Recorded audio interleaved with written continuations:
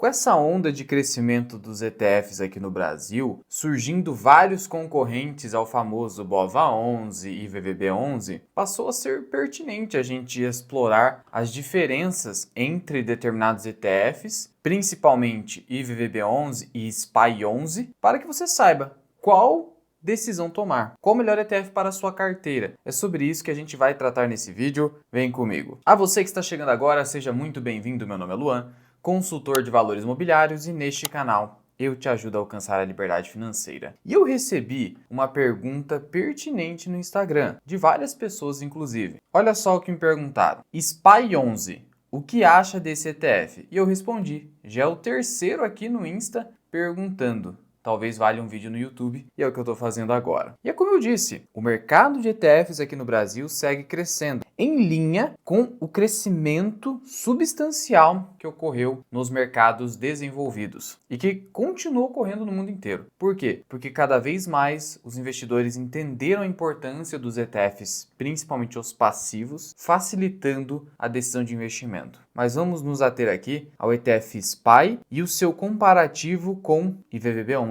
principalmente. Mas a gente vai tratar também do QQQI11, outro que é bastante similar à ideia do SPY11. E aqui está o SPY11, você consegue consultar aqui no Investidor 10. Veja qual foi a variação dele dos últimos 12 meses. Subiu 19,56%. Nos últimos 60 meses, 20%. Por quê? Porque é um ETF novo. Se você puxar aqui no gráfico, o surgimento dele data de 2023. São soluções novas e tudo que é novidade acaba trazendo curiosidade aos investidores. E você vai notar que, ao contrário do IVVB11, o famoso que não paga nada de dividendo, o SPY11 detém um dividend yield bastante elevado, 11,43%. Você vai notar que no ano de 2024, esse ETF pagou 13,51 de dividendo.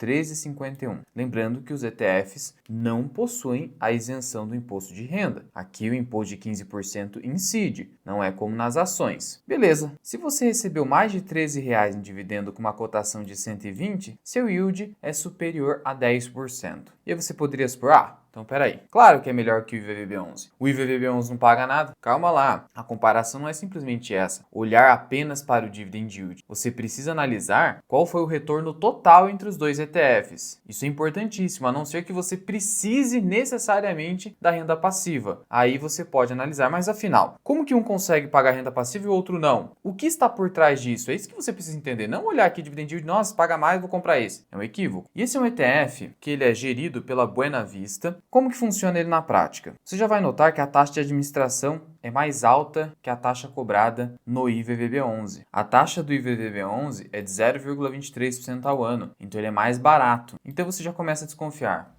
Por que esse aqui cobra mais? Tudo bem, ele consegue pagar mais, mas qual é a pegadinha? Primeiro ponto, retorno total do IVVB11 nos últimos 12 meses, 40%. SPY11, menos de 20. Arredonda para 20 para facilitar. Mais 11,5 aproximadamente de dividend yield, você tem 31 e alguma coisa. Nossa, Luan, então basicamente ao investir no SPY11, eu troco um retorno total maior pela renda passiva? Sim, exatamente. Então se o seu foco é a acumulação de patrimônio, obviamente o IVVB11 é superior. Isso já foi provado para a gente nesse começo de estreia desse fundo. Não tenha dúvida disso. Seja porque o custo dele é menor, seja porque esse sim é um ETF puramente passivo. Enquanto que o SPY11, ele tem uma estratégia focada em opções. Ele se utiliza daquela estratégia conservadora com opções, que é a venda coberta de calls, pela qual você consegue gerar um dividendo sintético, que é o apelido que foi gerado internamente aqui no Brasil sobre essa estratégia. É por isso, com essa estratégia de dividendo sintético, que o fundo consegue pagar dividendo mensal. Você vai notar que é algo próximo de 1,20, 1,30 por mês. Só que aí tem um detalhe, essa estratégia sacrifica, como eu disse, retorno total. Por quê? Porque se o mercado da Bolsa Americana, S&P 500, continuar subindo muito, a rentabilidade do SPY11 não será muito boa. Porque afinal de contas, se o mercado não para de subir, eu que vendi calls, eu estou numa desvantagem, porque eu posso ser exercido. Aí eu preciso fazer a rolagem, isso me causa ali um pequeno prejuízo naquele curto prazo. Então, essa estratégia do SPY11 vai funcionar muito mais em mercados que andam de lado ou mercados baixistas, quando o S&P 500 está caindo. Então, é bem provável que você note quando ocorrer o mercado baixista no S&P 500, uma performance ruim do IVVB11 que acompanha o S&P 500 de forma passiva e uma performance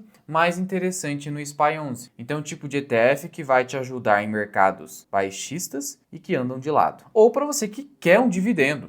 Ah, não, eu preciso do fluxo de renda, seja qual for o motivo. Ele pode ser uma opção. Mas você nota que a estratégia não é puramente passiva, porque tem essa questão das opções, que é uma gestão ativa, não é puramente passiva. Então ele acaba combinando essas duas estratégias. O uso de opções e seguir ali o S&P 500. Mas note o seguinte, que são vendas cobertas. Então, se o mercado cair, você terá uma performance também negativa no fundo. Ele só não será tão ruim quanto o IVVB11. A própria lâmina do fundo te traz isso. A receita gerada tende a apresentar um desempenho superior em momento de leves altas e de quedas acentuadas. Não pode ter muita alta, porque daí você pode ser exercido. Então, o ETF vai funcionar mais andando de lado, leves altas, baixas vai melhorar um pouquinho em relação ao IVVB11, mas ainda vai ser ruim, porque a gente está falando de venda coberta de opções. Então veja que você até poderia combinar os dois ativos na carteira. Ah, eu quero ter um aqui para esse cenário e o outro para um cenário normal, simplesmente passivo. Até daria para fazer. Mas para simplificar a sua vida, pense da seguinte forma: se eu quero dividendo, seja porque eu já estou próximo da fase de viver de renda, eu posso optar pelo SPY 11. Se eu ainda quero acumular muito mais, não estou preocupado com dividendo agora, até porque esse dividendo é tributado, então, do ponto de vista fiscal é ineficiente, IVVB11. E ainda há a opção daqueles que gostam do índice Nasdaq 100, em que eu pego as 100 maiores empresas não financeiras de tecnologia que estão listadas na bolsa da Nasdaq. O que? Ele seria o ETF que replica isso lá nos Estados Unidos, mas a gente tem a versão brasileira, que é o NASD 11. Olha só a performance de 12 meses. 40%. Esse aqui foi 7 por quê? Porque ele é muito recente, então não dá para comparar. Mas a gente já sabe o seguinte, pessoal. A gente já sabe que o dividend yield que está sendo pago aqui, ele está me fazendo ter um retorno menor no total. Isso é certo. Então você já sabe disso. Mas olha só, é um ETF que surgiu há menos de um ano, junho de 2024, e já pagou 8% de dividend yield. Então a gente sabe que pode ter um dividend yield de 10, 11, assim como no SPY 11, por causa da estratégia de opções. A taxa de administração é a mesma, 0,83, e você deve receber um yield mensal de 1,15, como está aqui. Lá no SPY 11, a gente tem um yield mensal de 1%. Pode até ser maior, então, no QQQ. Mas aqui a volatilidade é superior, porque a gente está concentrando mais apenas em empresas de tecnologia. Da mesma forma, o NASD 11 não paga dividendo. Então, para acumulação, NASD 11. Para dividendo, QQQI 11. Taxa de administração 0,83 naquele que paga dividendos. Então, tem um custo por você ter essa estratégia de renda passiva. E o NASD 11 tem uma taxa de administração de 0,3% ao ano, é mais descontado em termos de taxa. Ainda o Coin 11, que é um ETF que busca ali o mercado de criptomoedas. Então veja que a Buena Vista está se destacando com essa estratégia. Mas, de novo, se você está acumulando patrimônio, esqueça esse tipo de ETF. Esqueça, não vale a pena. Para quê? Vai pagar mais imposto, vai ter um retorno total menor, vai pagar mais taxa de administração. Não faz sentido. Faz sentido para quem, já vou viver de renda agora e não quero apenas ações brasileiras e preciso da renda. Aí faz sentido. Lembrando que a melhor alternativa para a acumulação de patrimônio é sempre a busca pela internacionalização do patrimônio, pela efetiva diversificação geográfica. Então, ao invés do IVVB11, eu prefiro o quê? Colocar meu dinheiro fora do país, investindo no IVV, por exemplo, se for o caso. E é isso que a gente trata numa super aula que custa apenas R$ 47,00, que vai mudar a sua vida financeira, mudar a sua mentalidade como investidor, que é o segredo dos bilionários. Eu vou deixar o link aqui na descrição e no primeiro comentário fixado. Corre lá, porque esse valor de apenas R$ 47,00 vai aumentar o quanto antes. E se a sua intenção é aprender a escolher ações com apenas 3 indicadores, simplificando a sua vida, mas escolhendo de forma superior a 99% dos investidores, vai ter um vídeo aqui em cima, corre lá, que é de graça.